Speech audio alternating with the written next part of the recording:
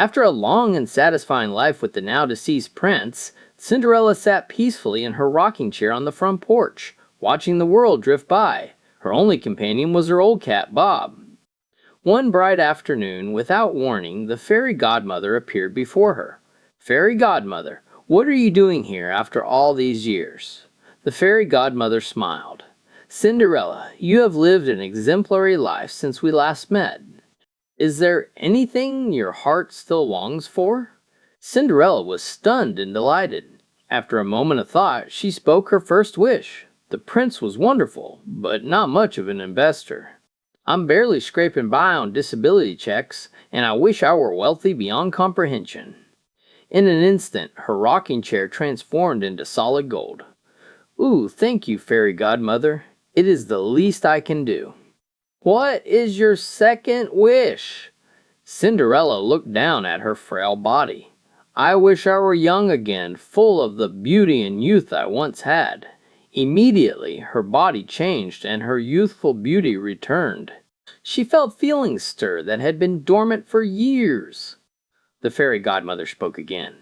"You have one wish left. What shall it be?" Cinderella glanced toward Bob, the frightened old cat huddled in the corner. "I wish you would turn Bob, my old cat, into a kind and handsome young man." With a flash of magic, Bob transformed completely. Standing before her was a man of breathtaking beauty, unlike any she had ever seen. "Congratulations, Cinderella. Enjoy your new life." With a crackling burst of bright blue electricity, the fairy godmother vanished. For a few tense moments, Bob and Cinderella stared into each other's eyes.